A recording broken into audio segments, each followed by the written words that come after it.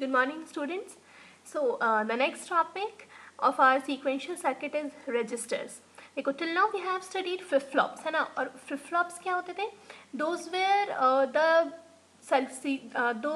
were a sequential circuit जिसमें we can store information, है ना? वो information how we are going to use it, हमारा shift change होता था, QN state होता था, 0, 1, there were 4 states mainly जिस पर हम काम कर रहे होते थे.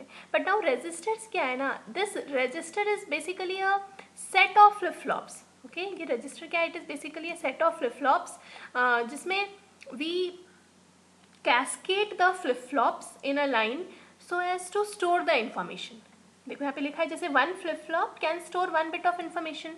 Now to store multiple bits of information what we require is we multiple flip flops, and these multiple flip flops, or you can tell as group of flip flops, which are hold to store the binary data. This is known as register. This is the register.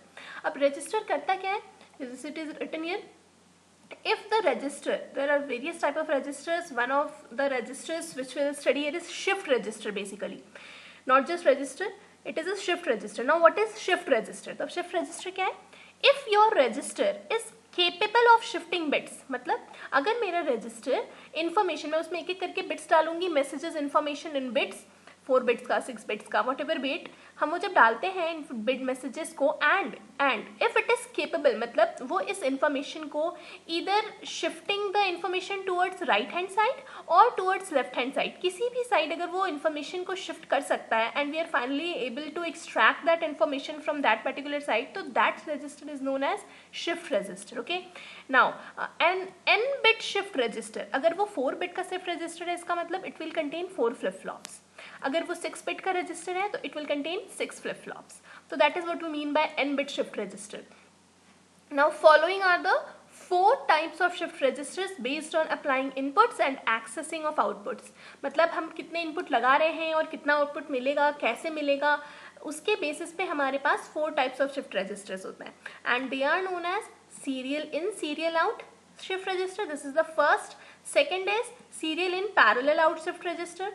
Third is parallel in, serial out shift register, and the fourth is parallel in, parallel out shift register. Now see, what do you mean by this parallel and this serial? इसका मतलब क्या हो रहा है ना, serial means we are transferring the information in a bitwise, मतलब जो हम information transfer कर रहे हैं ना वो एक एक करके जा रहा है. सीरियल मतलब हम एक एक करके, एक इन्फॉर्मेशन एक में डाला, फिर वो दूसरे में पास होगा, फिर दूसरे से तीसरे फ्लिप फ्लॉप में जाएगा, तो मतलब एक एक करके ट्रांसफर हो रहा है. So this is what we mean by serial register. And parallel register का क्या मतलब होता है कि parallel means you can have the information transferred simultaneously, or even you can even extract the information simultaneously. तो जब हम information simultaneously मतलब एक साथ एक ही टाइम पे अगर सारे फ्लिप फ्लॉप्स पे information जा रही है या information निकाली जा रही है, तो that form of information transfer is known as parallel form. Okay, तो ये हमारा सीरियल और पैरेलल. अब ये जो सीरियल और पैरेलल का तरीका है ना, अब देखो 2 तरीके हैं. रजिस्टर में एक बार हम इन्फॉर्मेशन डालेंगे और एक बार निकालेंगे, तो इसीलिए ये जो सीरियल और पैरेलल का कॉन्सेप्ट है, it is being applied both at the input side as well as the output side. Okay, तो ये देखो ये वही कॉम्बिनेशन है बस सीरियल और पैरेलल का. एक बार सीरियल यहाँ पे इनपुट में है, सीरियल आउटपुट पर भी है. सिमिलरली अब एक बार सीरियल इनपुट पे हो गया तो पैरेलल आउटपुट पे है. अब नाउ पैरेलल इनपुट पर है, सीरियल आउटपुट पर है, फिर अगेन पैरेलल इनपुट पर है और पैरेलल ही आउटपुट पर भी है. 2 है और 4 कॉम्बिनेशन से हमने इनपुट आउटपुट में बना लिया है. तो this is the 4 shift registers basically which we are gonna study one by one. तो सबसे पहले हमारे पास क्या है, serial in, serial out shift register topic. और हाँ, एक और चीज, जो रजिस्टर्स होते हैं ना, देखो हमारे पास फ्लिप फ्लॉप है, मैंने बोला ये रजिस्टर पर ऊपर देखो यहाँ पे लिखा है कि the group of flip flops which is use to hold the binary data is known as register. इसका मतलब क्या है कि अभी जो हम रजिस्टर बनाएंगे उसमें हमें फ्लिप फ्लॉप की जरूरत पड़ेगी, हम फ्लिप फ्लॉप की हेल्प से बनाएंगे. तो कौन सा फ्लिप फ्लॉप ले, हमारे पास SR, JK, D और T है. तो see we take D flip flop. और हम D फ्लिप फ्लॉप ही क्यों लेते हैं, क्योंकि D फ्लिप फ्लॉप में ये देखो यहाँ पे देखो डायग्राम में देखो, you have all the 3 D flip flops only. तो हम D फ्लिप फ्लॉप इसलिए ले रहे होते हैं क्योंकि D में हमारे पास क्या था, if you remember, if you can remember, D में we had only the states हम डी को क्या बोलते हैं, डिले या फिर डेटा फ्लिप फ्लॉप, मतलब हमारे पास सिर्फ डेटा हो रहा होता है। और डी का अगर ट्रुथ टेबल ध्यान करें, फिर रिमेंबर इट, तो क्या था हमारे पास, अगर हम डी प्रोवाइड करते थे तो आउटपुट स्टेट में हमारे पास अगर 0 देते थे तो 0 आता था और 1 देते थे तो 1 आता था। दैट मीन्स ये क्या कर रहा है, सिंपली मेरे स्टेट को होल्ड करके रख रहा है, कोई चेंजेस नहीं हो रही थी।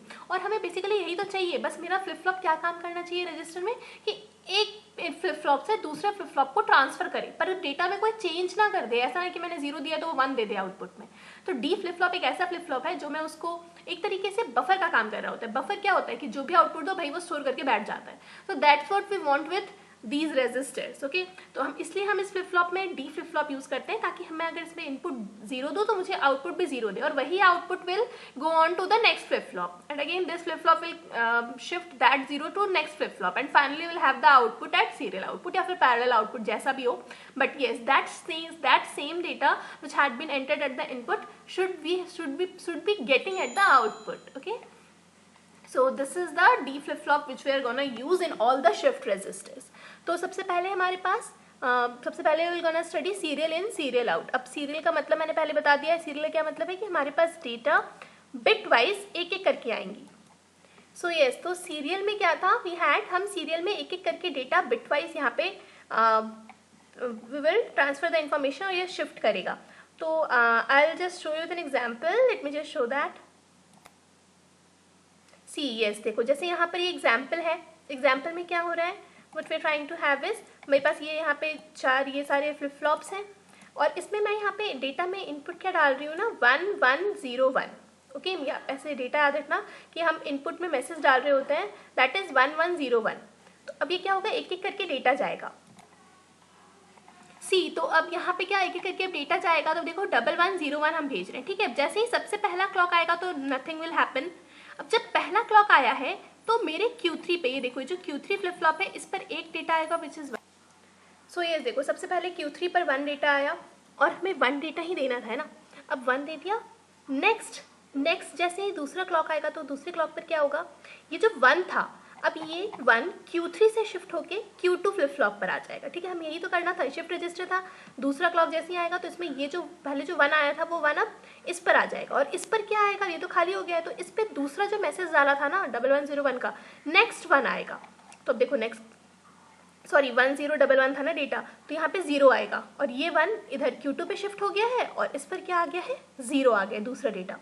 अब हम दूसरे जैसे ही तीसरे क्लॉक पल्स पर आएंगे तो क्या होगा, ये 0 Q2 पर आ जाएगा, जो Q2 पर 1 था वो Q1 पे चला जाएगा, और Q3 खाली हो गया है, तो Q3 इज व्हेन एम्प्टी।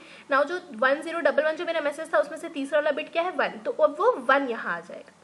फिर फोर्थ क्लॉक पल्स पे क्या होगा, ये 1 जो पहले Q3 पर था वो Q2 पे शिफ्ट हो जाएगा, Q2 पर जो 0 था वो Q1 पे शिफ्ट हो जाएगा, और Q1 पर जो 1 था वो Q0 पे शिफ्ट हो जाएगा। तो ये सारे हो गए, ये 3 लाइन से आ गए। उसके बाद मेरे पास क्या बचा, ये जो फोर्थ क्लॉक पल्स पे मेरे ये Q3 खाली हो चुका है, तो जब खाली हो चुका है तो इस पर क्या आएगा, लास्ट बिट का मैसेज, और वो मैसेज क्या है, 1। तो यहाँ पे क्या आ गया, 1। तो अब लेकिन फिर से अभी भी देखो मेरे पास क्या होगा, सीरियल डेटा है, एक एक करके जब हमने डेटा डाला है तो हम एक एक करके निकालेंगे भी। तो अब मैं निकालना शुरू करूंगी, ठीक है। तो अभी तो मुझे फोर्थ पर एक आउटपुट मिल गया है, लास्ट वाले फ्लिप फ्लॉप पे मुझे एक आउटपुट मिला 1, मुझे दूसरा भी तो चाहिए।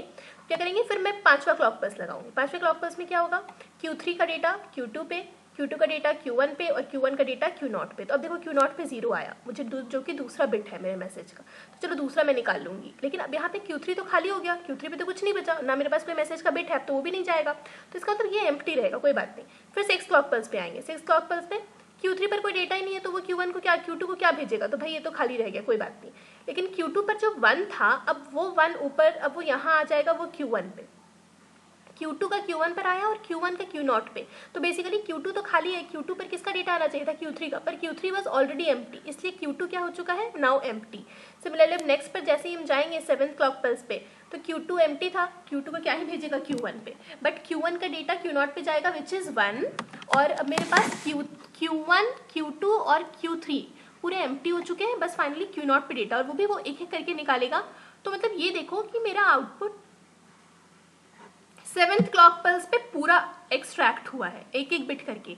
तो ये होता है सीरियल आउटपुट। हमने डेटा एक एक करके डाला भी और निकाला भी एक एक करके। तो ये एक एक डालने और एक एक निकालने से ना क्या होता है कि हमारे पास जो नंबर ऑफ क्लॉक पल्स होता है वो बढ़ जाता है। अब देखो 7 क्लॉक पल्स में मेरे पास आउटपुट आया है। तो इसका फॉर्मूला क्या होता है, सीसो रजिस्टर में number of clock pulse required to bring the data out is equals to, इसका फॉर्मूला होता है विच इज 2n-1। और यहाँ पे ये n क्या है, n is equals to number of bits या फिर नंबर ऑफ रजिस्टर्स या फिर नंबर ऑफ फ्लिप फ्लॉप्स।